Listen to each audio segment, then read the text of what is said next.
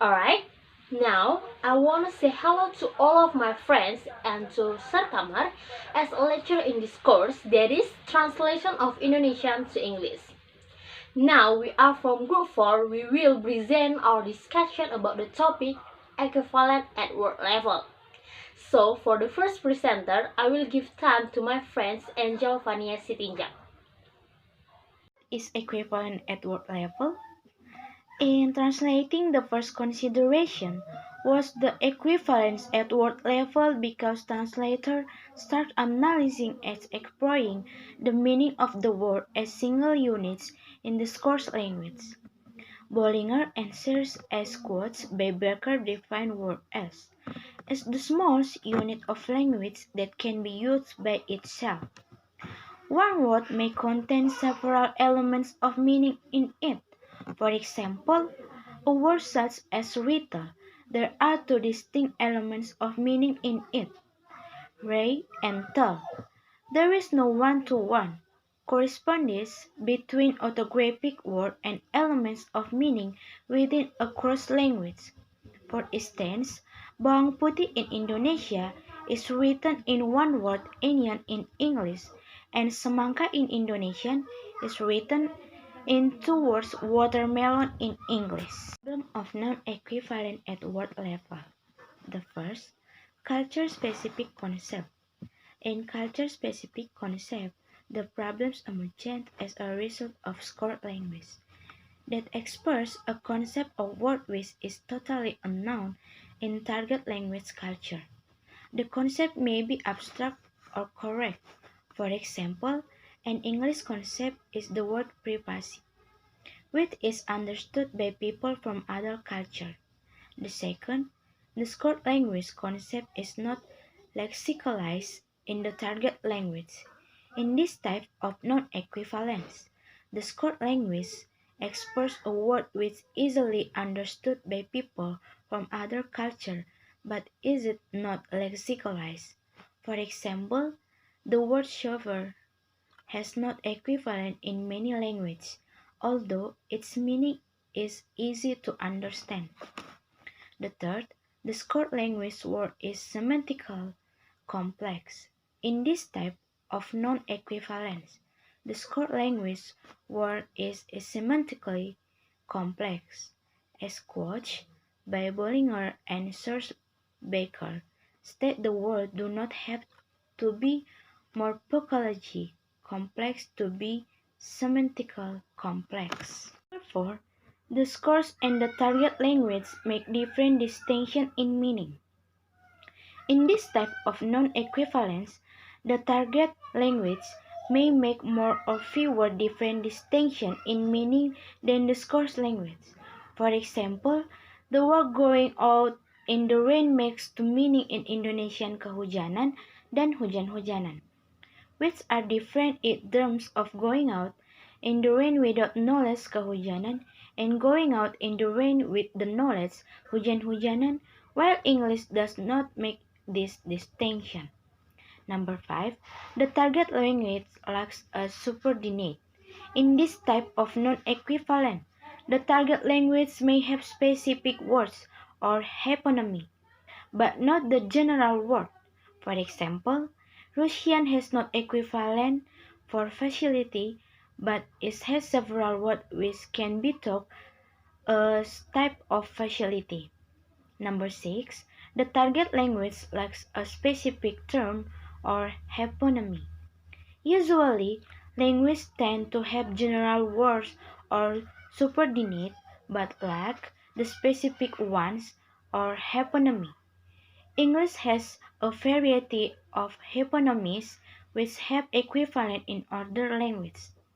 For example, English has many hyponymies under the word house, such as contact, hot villa, log, and bungalow, and etc. And the seventh, difference in frequency and purpose of using perspective forms. In this type, non-equivalence. For example, use the content in for blending clauses much more frequently than other languages. As a result, Rendering every ing from English to target language would make unnatural style.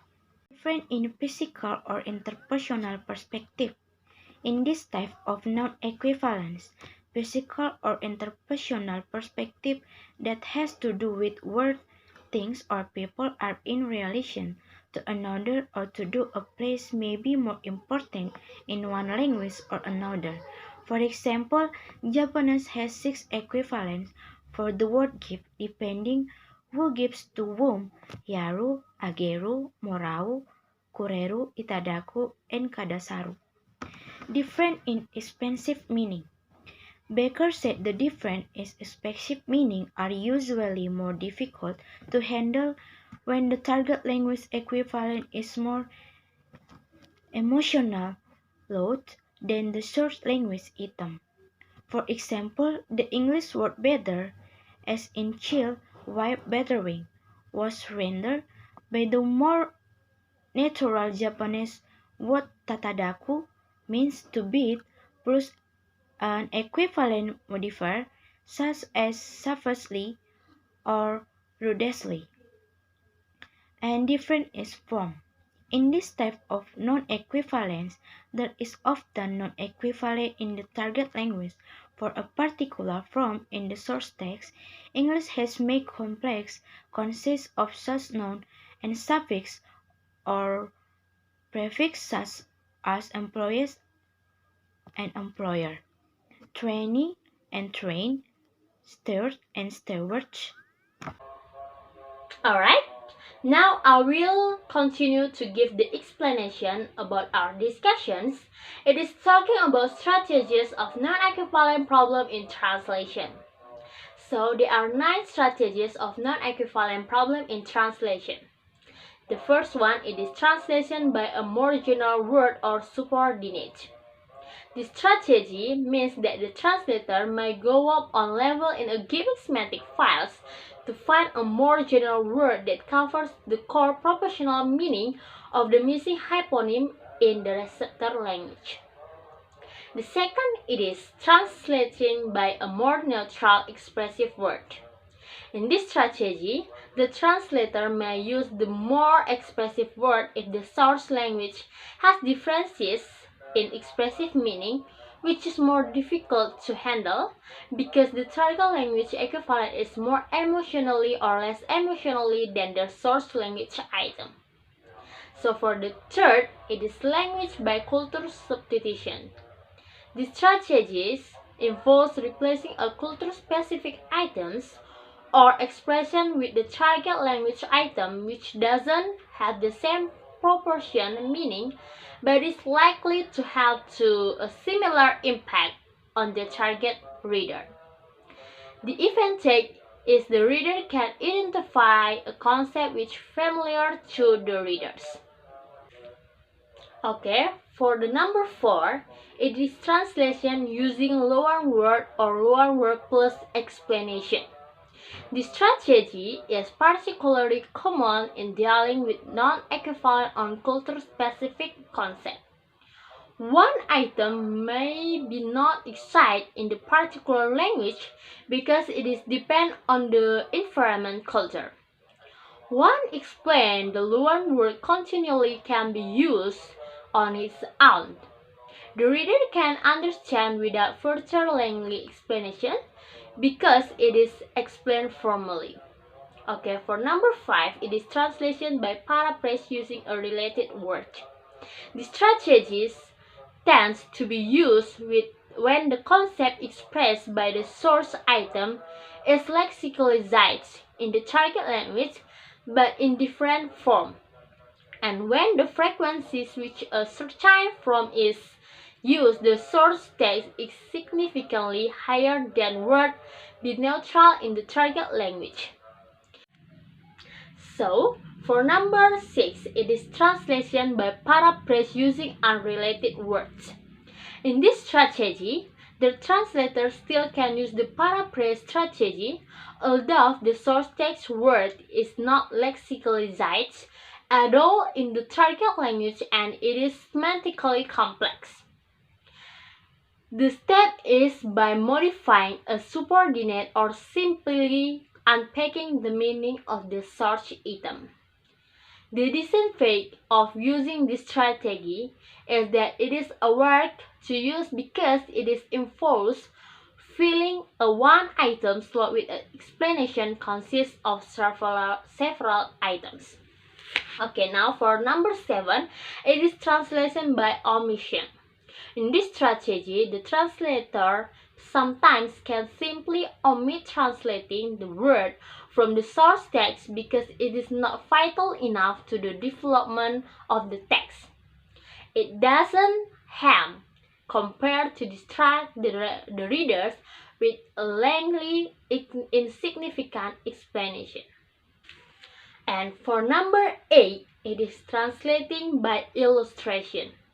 The strategy offers an easy choice and it can be usable option in the word which has no equivalent in the receptor language refers to a physical item which can be illustrated. And for the last, it is number 9, translation by more specific words or hyponym. In addition, a strategy that is not mentioned by Becker that is translating by a more specific word or hyponym. In this strategy, the translator may go down one level in a given semantic files to find a more specific word that covers the core professional meaning of the word in the source language. In other words, this strategy might be not used to overcome a relative lack of subordinate in the target language. Alright, my friends, so that's all about our discussions. And for the conclusion from our discussions, that's the equivalent at word level. It is a way of how the message and the meaning of the source language can be transferred proportionally and appropriately into the target language. And also, in equivalent at word level, there are 11 problems of non-equivalent word in translation. And also, there are 9 strategies of non-equivalent word problem. Okay, my friends, that's all that I can and my friends explain for you. Thank you.